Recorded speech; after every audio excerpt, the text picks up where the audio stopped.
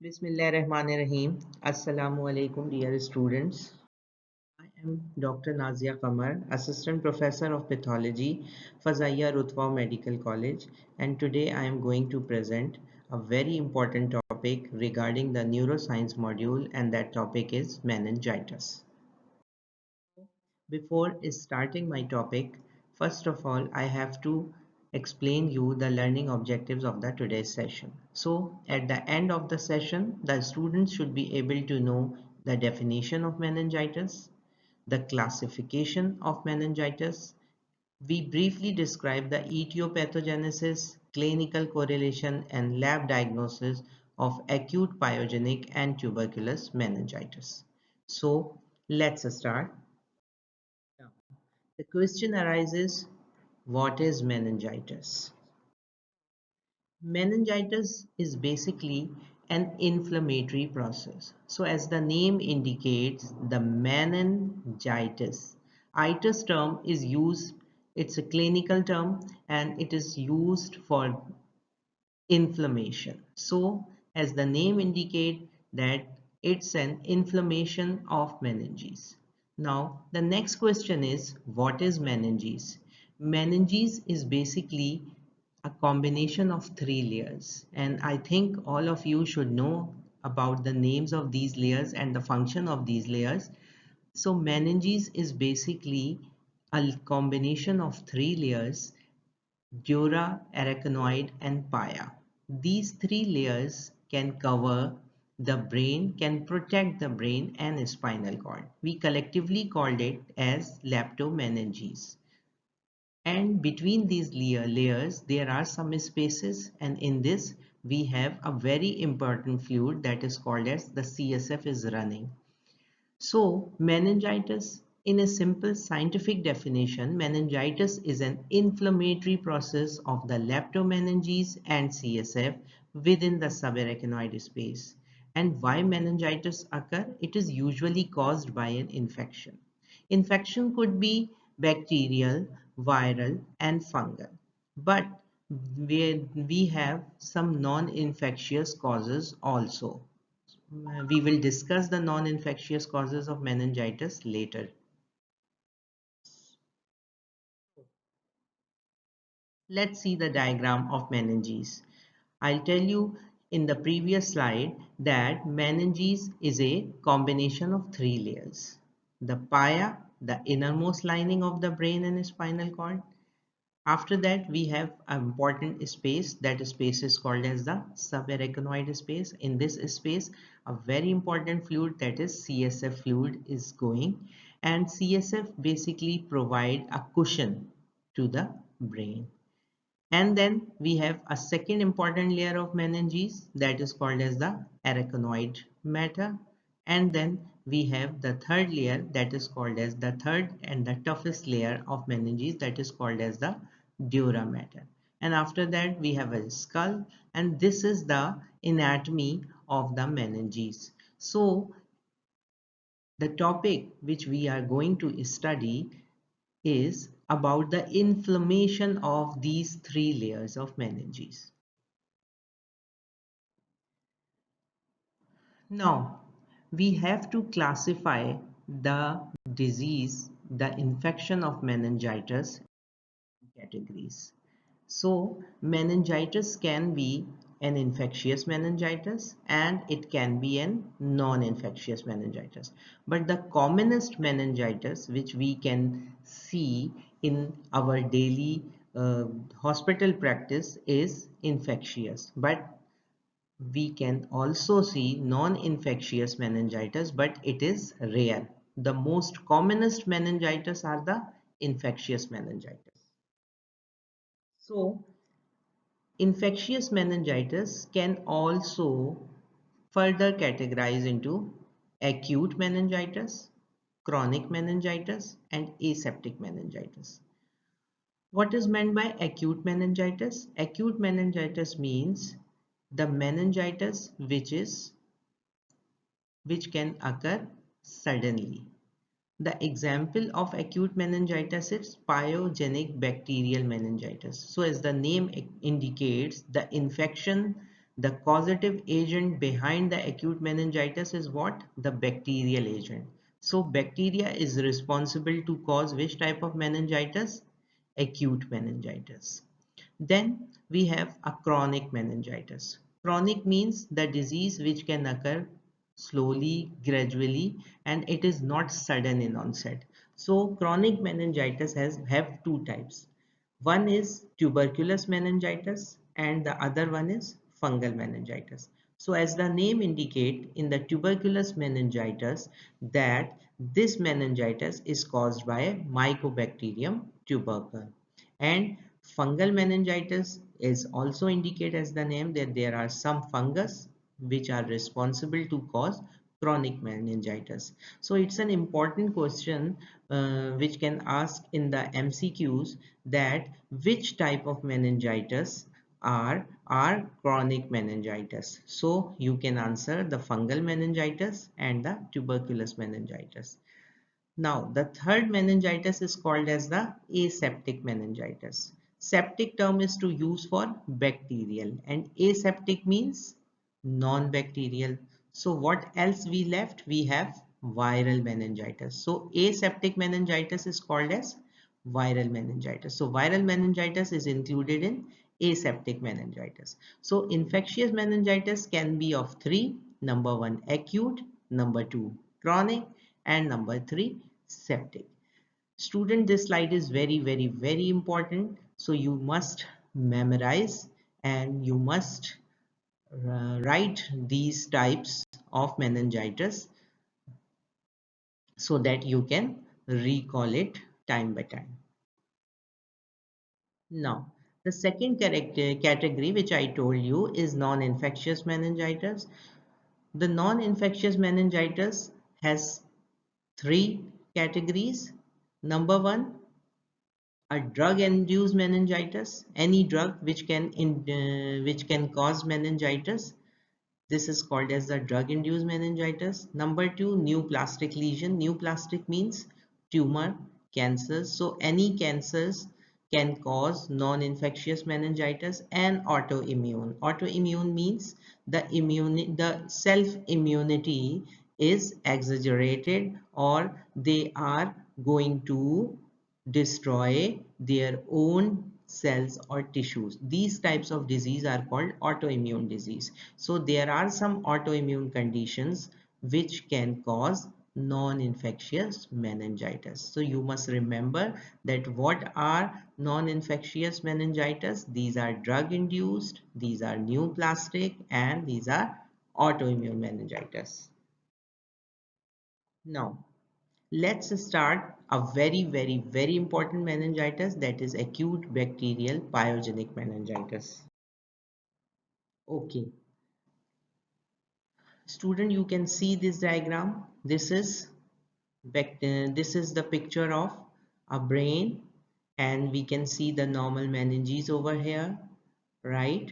And I can in the previous slide I already explained you the names of the meninges. Okay, now what happened in bacterial meningitis? Obviously in bacterial meningitis there is an inflammation of the meninges, but the difference is what?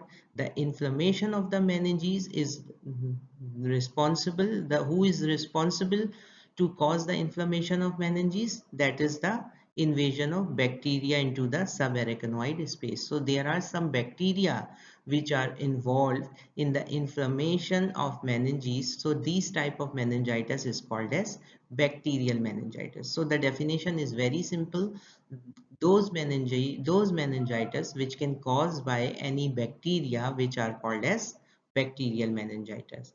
The inflammatory process of bacterial meningitis also affect the brain parenchyma and the ventricle. That is why it's an medical emergency. So it's a dangerous infection and it's an medical emergency. Why? Because the inflammatory process not only involve the meninges, they can also affect the brain parenchyma and the ventricles. So it's this is the again this one is very important slide to remember that what are the causes of bacterial meningitis. When we talk about the microorganisms and we talk about the bacteria, that bacteria are responsible to cause bacterial meningitis. So the next question arises that name the bacteria which can cause bacterial meningitis. Acute bacterial meningitis is very important and very commonly occur in our society, and the new peculiar thing regarding the acute bacterial meningitis is that the causes of bacterial meningitis is different in different age group. So you should remember that which organism is responsible to cause bacterial meningitis in which age? It's a very important question which can ask in Viva, OSPI and MCQs and also in theory, right? So if we talk about neonates, and if you can see a neonates as a patient of bacterial meningitis, so you should come. So there is two organisms come in your mind that are responsible to cause bacterial meningitis in neonate: E. coli and group B streptococci. The other one, the age group is adolescents and young adults. Neisseria meningitidis is responsible to cause meningitis in adolescents and young adults. And in elderly, strep pneumonia and Listeria monocytogen is responsible to cause meningitis in elder people. So, what is the pathogenesis of bacterial meningitis? Bacterial meningitis can enter through the nasopharynx. So the route of entry is nasopharynx. When they enter the nasopharynx, they colonize the epithelial cells of nasopharynx. Then they invade into the intravascular spaces. Bacteria transported across epithelial cells in membrane-bound vacuoles or by creating separations in apical tight junctions.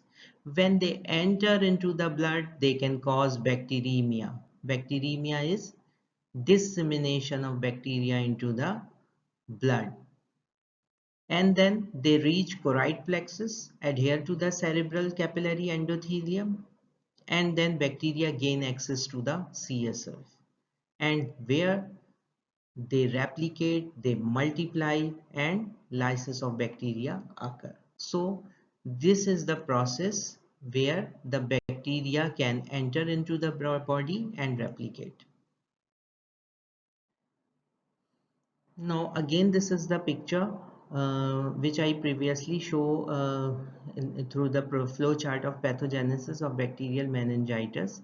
This is the bacteria. They enter into the nasopharynx. They colonize the they colonize the nasopharyngeal epithelium and then enter into the intravascular spaces.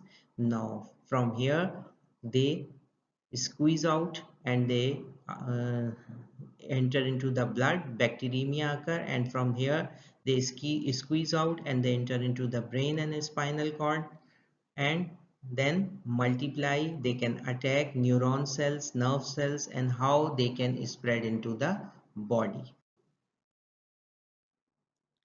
Now, the second important thing, if someone has got meningitis, then how will you know that he is a patient of meningitis?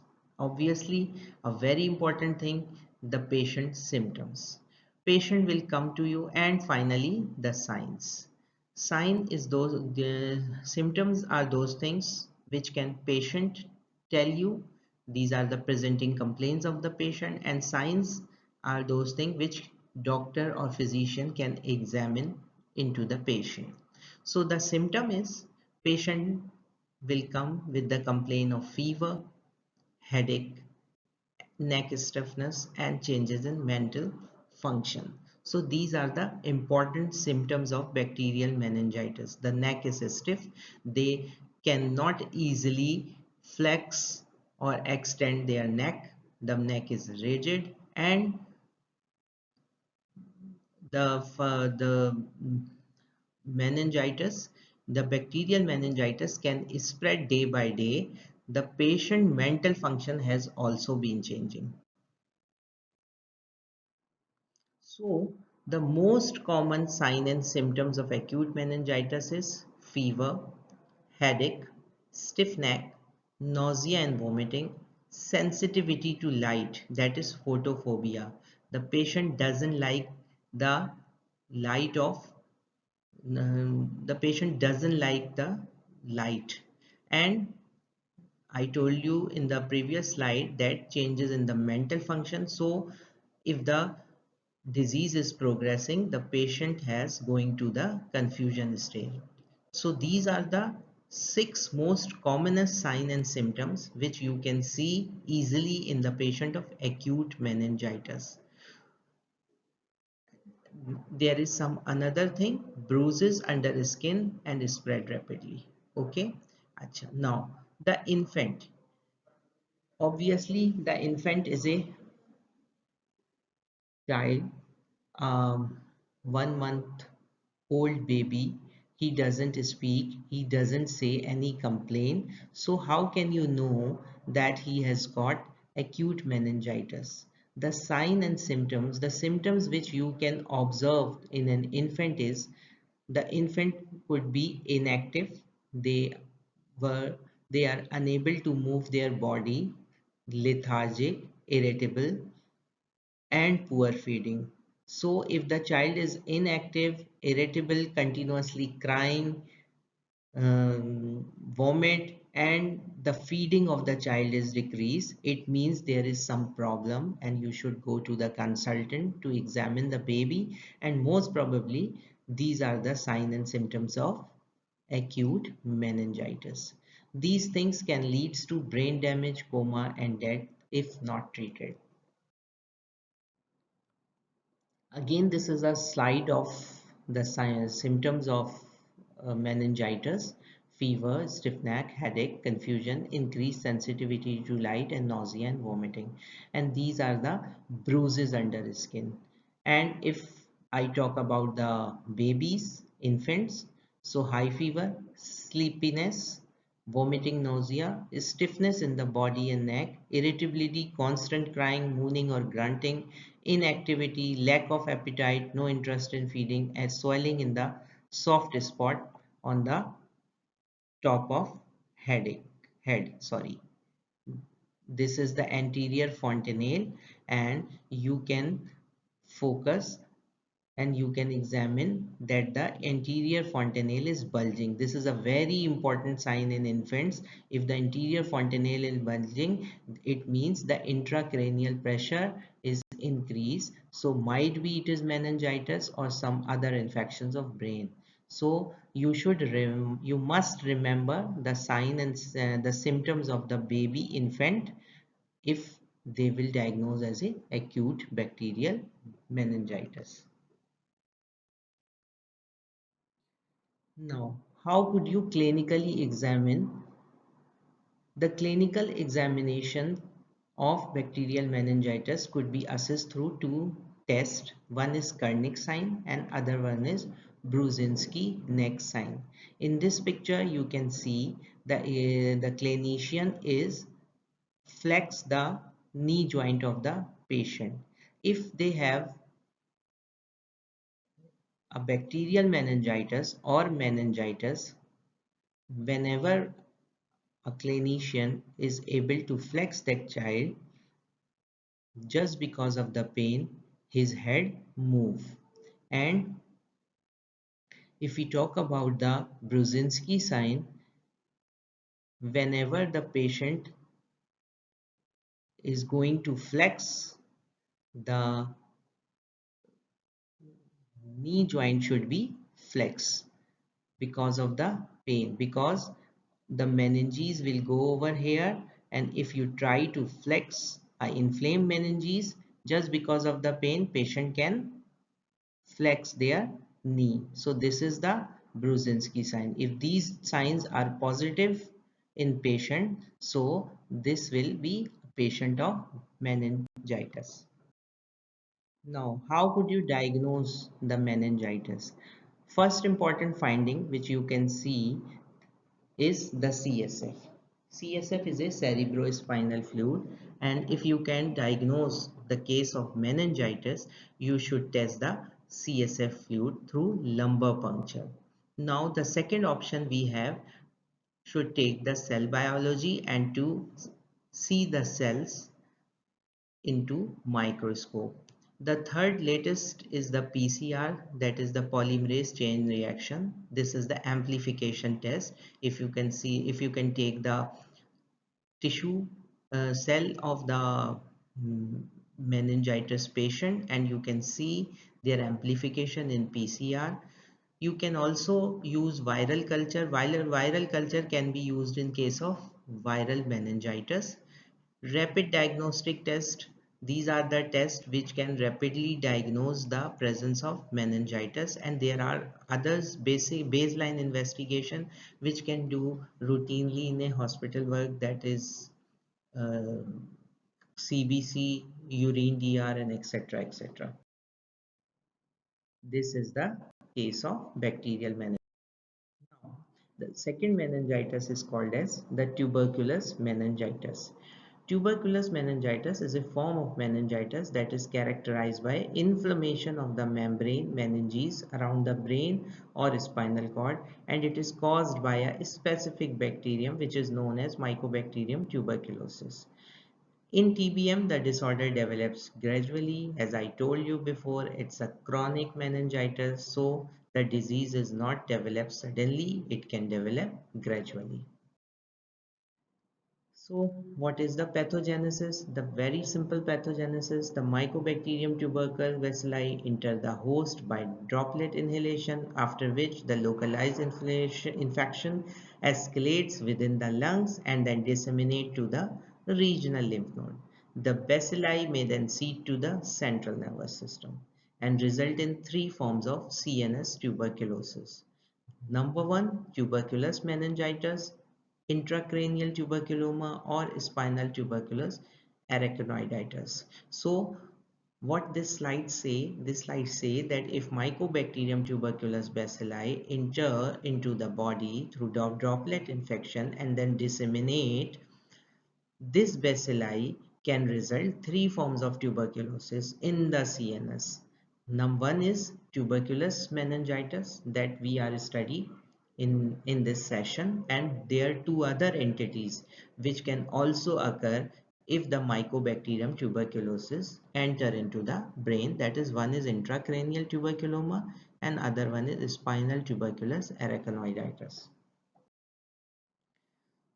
Now, what are the clinical features of the tuberculous meningitis? So, the clinical features can be divided into three stages. Number one stage is non-specific symptoms and signs. Even patient didn't know that he is a patient of tuberculous meningitis. Stage 2, in stage 2, the patient become lethargic and there should be some behavioral change in his routine life. The meningeal irritation occurs, so the patient complain of neck stiffness most of the time, and these are the complaints, and minor neurological deficit like cranial nerve palsies.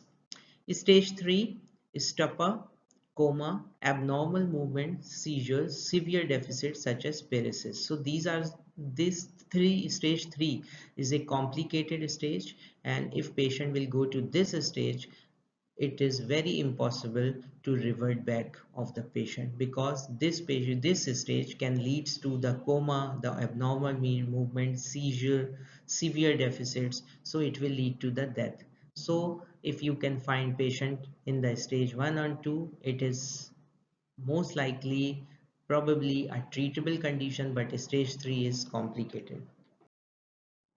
So this is a small chart, and I told you student that you should memorize this chart. This is very important chart. This chart can give you a difference between the bacterial, viral, tubercular and fungal meningitis, that what will you see in CSF finding. I'm not going to read each and every line. You should remember this. You should memorize these things. And again, I'm telling you, this is very, very, very important for exam point of view. So these are the differences: bacterial, viral, tubercular and fungal meningitis. Here you can see, if I can tell you one line, here you can see I told you, okay, in bacterial meningitis the glucose level is markedly decreased, but if you can see A viral meningitis, in CSF finding, you can see a normal glucose level. In tuberculous, you can also see a decreased glucose, and in fungal, normal to decreased glucose. So this chart will help you to find out that which which meningitis, which type of finding you will have. Okay, so the take home message of the today's: many diseases including malaria, dengue, meningitis, just a few examples. These are what we call climate sensitive diseases because such climate dimensions for rainfall, humidity and temperature would influence the epidemics, the outbreaks, either directly influencing the parasites or the mosquitoes that carry them. So to prevent from this disease, you have to prevent it. Okay, so that is the today's message, and if you have any query regarding this topic, I'm again telling you that this is very important topic for pathology exam. So you should learn this topic also in the book, and to read this topic in the book, and to remember each and every aspect of meningitis. Okay, thank you very much. Take care. Allah Hafiz.